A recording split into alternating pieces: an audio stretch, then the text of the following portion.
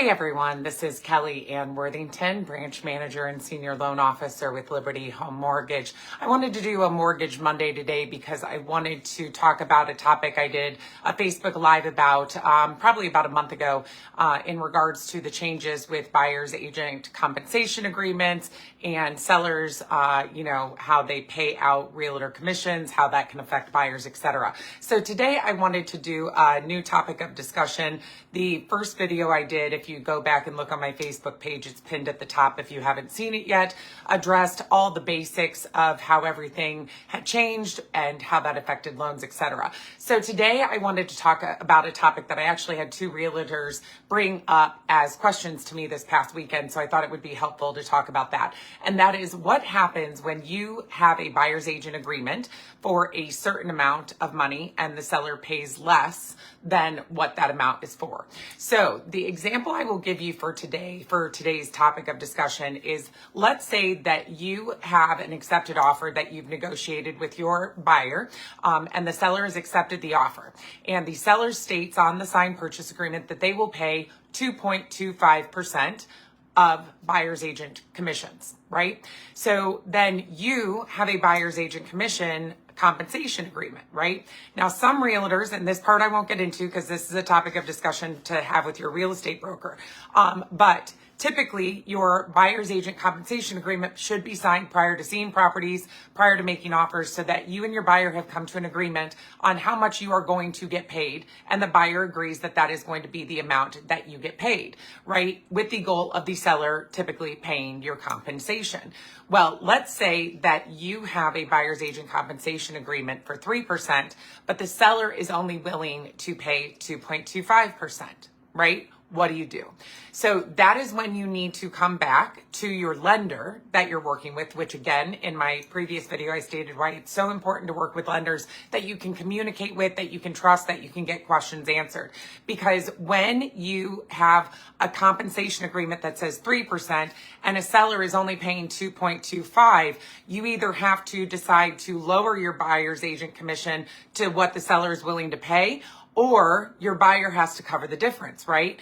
Well, normally realtors would just be like, okay, no problem, my buyer will pay it. But now lenders have to be involved in the discussion because of how the laws change. So what it means is that your buyer now has to pay the difference if you're staying at the 3% of that 0.75, right? So the seller agreed to 2.25. Your commission agreement said 3% for your buyer's agent compensation agreement. So there's a difference missing of 0.75% commission.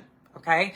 This is when you need to check with your lender, because a few things happen when we get that signed purchase agreement that states 2.25 is being paid from the seller, and your buyer's agent compensation agreement, which we also now are required to have by law from you for the transaction and the loan, states 3%.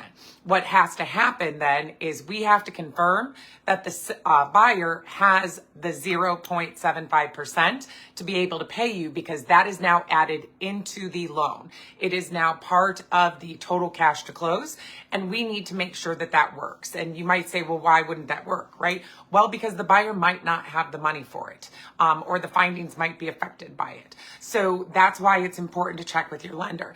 Now, one of the other realtors that I talked to had a question where they said, well, I don't have a number yet, but how do I know if the seller says they're going to cover, we'll just use the same numbers to keep it easy, 2.25, and is it that my buyer's agent compensation agreement then should just be updated to say 0.75? And the answer is no.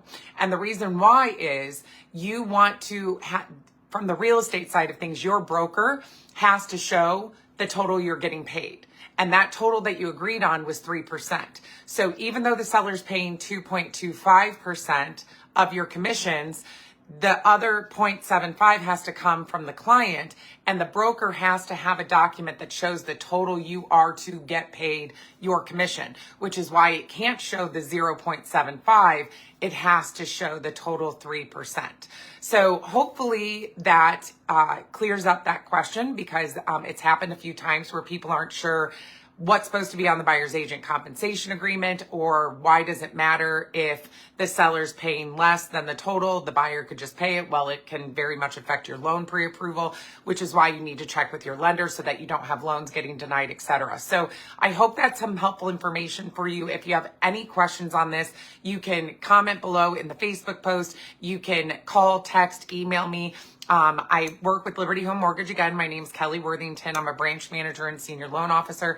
I'm available 7 days a week, 8 a.m. to 10 p.m., nights, weekends, holidays. You work, I work. So reach out, call, text, any questions. I'm happy to discuss this and answer any questions you may have, but hopefully this really helped clear up some of the confusion on if you have a seller giving less than what you had agreed to on your buyer's agent compensation agreement. How does that work? How does it affect your loan? And what number do you need to have on your buyer's agent compensation agreement to show that? So hopefully you guys are having a great day. Feel free to rewatch, ask any questions. I'm here anytime. Have a great day. Bye.